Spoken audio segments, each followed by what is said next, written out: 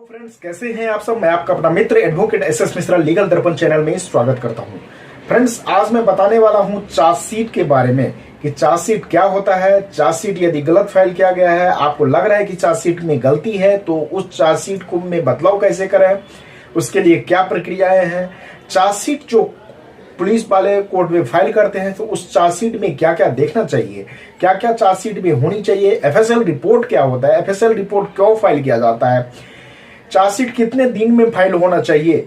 हालांकि चार्जशीट के बारे में मैंने पहले भी वीडियो बनाया है, लेकिन इस वीडियो में कुछ नया चीज आया है जिसको मुझे बताना जरूरी था, तो इसीलिए मैं ये वीडियो बना रहा हूं। तो इसे इन सब बातों को जानने के लिए वीडियो को लास्ट तक देखिए, और वीडियो देखने के बाद अच्छा लगे तो चैनल को ज्यादा से ज्यादा सब्सक्राइब, लाइक और शेयर कीजिए। तो आइए फ्रेंड्स जानते हैं।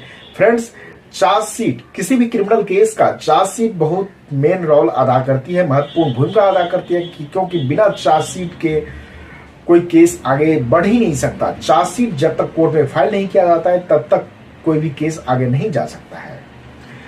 जब किसी मुजरिम को गिरफ्तार किया जाता है, जब किसी व्यक्ति को गिरफ्तार किया जाता है, तो गिरफ्तार करने के बाद पुलिस स्टेशन में उसको पुलिस वाले ले जाते हैं। जब किसी के खिलाफ कंप्लेंट दर्ज होता है, कंप्लेंट दर्ज होने के बाद पुलिस जिसके अगेंस्ट में कंप्लेंट दर्ज हुआ है उसे बुलाते हैं। बुलाने के बाद देखते हैं मैटर को, फिर यदि उनको लगता है तो एफआईआर दर्ज करते हैं। एफआईआर दर्ज करके बहुत सारे धाराएं ऐसी होती है जिसमें व्यक्ति को बिना किसी वारंट के गिरफ्तार करने के पुलिस वाले के पास अधिकार होता है, वो गिरफ्तार कर लेते हैं। गिरफ्तार करने के बाद सीआरपीसी की धारा 169 के तहत पुलिस वाले देखते हैं कि ये जो व्यक्ति कंप्लेंट लिखाया है जिसके खिलाफ, उस ये पुख्ता इनके पास सबूत है कि नहीं, एविडेंस के है कि नहीं। यदि एविडेंस नहीं रहता है तो सीआरपीसी की सेक्शन 169 के तहत उसको वहीं पे एफआईआर को खत्म कर देता है, वहीं पे उस व्यक्ति को वहीं से छोड़ देता है, वहीं से उसको घर भेज देता है, रिहा कर देता है। फिर अगला आता है कि सीआरपीसी की सेक्शन 170 के तहत वो यदि एविडेंस रहता है तो उस पे आगे वो इन्वेस्टिगेशन को जारी करते हैं, और सीआरपीसी की सेक्शन 173 के तहत वो 173 के तहत वो चार्जशीट फाइल करते हैं। चार्जशीट फाइल करने के लिए उनके पास किसी केस में 60 दिन का टाइम होता है, जो उससे कॉग्निजेबल ऑफेंस होते हैं उनमें उसको 90 दिन का टाइम मिलता है, और एनडीपीएस के जो मैटर होते हैं उनमें 180 दिन तक का उनको टाइम मिलता है चार्जशीट फाइल करने का। यदि 60 दिन, 90 दिन और 180 दिन तीनों ही धाराओं में यदि वो चार्जशीट फाइल नहीं करते हैं कोर्ट में, तो फिर उस स्थिति में मुजरिम को बेल लेना आसान हो जाता है। वो सीआरपीसी की सेक्शन 167(2) के तहत डिफॉल्ट बेल का एप्लीकेशन कोर्ट में फाइल करके और आर्ग्यू करके उनके वकील साहब उनको बेल दिला सकते हैं। इसके बाद आते हैं कि यदि मान लीजिए किसी भी क्रिमिनल केस में यदि 5 मुजरिम है और 3 मुजरिम को पकड़ा गया है और उसके खिलाफ चार्जशीट पुलिस वालों ने फाइल कर दिया है, जो इन्वेस्टिगेशन ऑफिसर है वो चार्जशीट कोर्ट में फाइल करती हैं।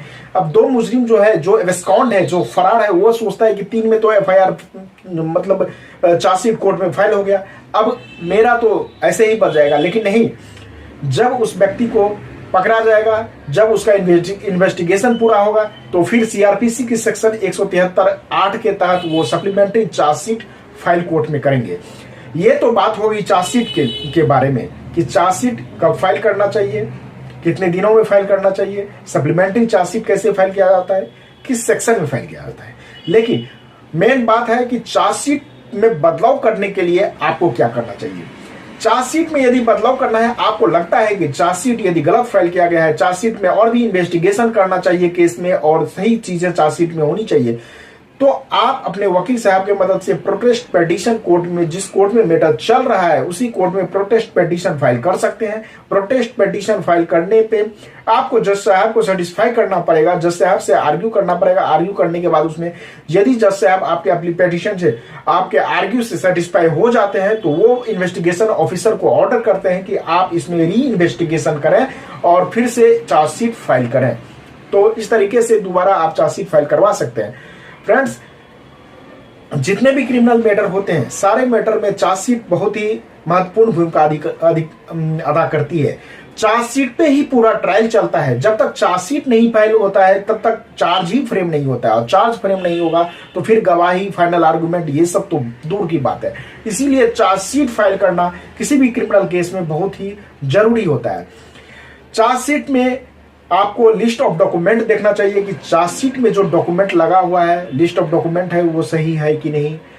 जो विटनेस है, लिस्ट ऑफ विटनेस जो है उसको देखना चाहिए कि विटनेस जो है वो पब्लिक विटनेस है कि नहीं, क्योंकि पब्लिक विटनेस का होना किसी भी क्रिमिनल केस में बहुत ही जरूरी होता है। तो लिस्ट ऑफ विटनेस को देखना चाहिए, लिस्ट ऑफ डॉक्यूमेंट को देखना चाहिए कि जो डॉक्यूमेंट उसने फाइल किया है वो डॉक्यूमेंट एक एक है कि नहीं, वो सही है कि नहीं। यदि कोई रेप के केस है, पॉक्सो के केस है, तो उसमें आपको 164 का बयान अच्छे तरीके से पढ़ना चाहिए। उससे बहुत सारे क्लू केस के मिलते हैं। जो 161 का बयान है उन चीजों को देखना चाहिए। इस तरीके से चार्जशीट जो है कह सकते हैं जैसे एक शरीर के लिए रीढ़ की आवश्यकता होती है, उसी प्रकार से एक क्रिमिनल केस के लिए चार्जशीट की आवश्यकता होती है। चार्जशीट नहीं होगा तो केस आपका नहीं चलेगा जब तक कि कोर्ट में चार्जशीट फाइल नहीं होता है। इसीलिए चार्जशीट फाइल करना जरूरी होता है। जो भी हमारे संज्ञेय अपराध है, कॉग्निजेबल ऑफेंस है, उसमें 90 दिन का टाइम मिलता है।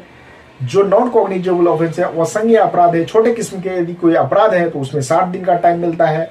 जो एनडीपीएस के मैटर होते हैं उसमें 180 दिन तक का भी टाइम मिलता है। यानी चार्जशीट फाइल करने का 3 कैटेगरी है, 60, 90 और 180 दिन। ये धारा पे डिपेंड करता है कि कौन सी धारा में एफआईआर रजिस्टर्ड है, उसके हिसाब से ऑफेंस को वर्गीकृत किया जाता है। नेचर ऑफ ऑफेंस को देखा जाता है, उस पर धारा लगता है, उस धारा के हिसाब से ऑफेंस को वर्गीकृत किया जाता है और उसके हिसाब से जो है चार्जशीट फाइल किया जाता है। चार्जशीट का टाइम देखा जाता है। मान लीजिए कोई चार्जशीट टाइम पे फाइल नहीं हुआ तो उस स्थिति में एक्यूज को क्या बेनिफिट मिलेगा।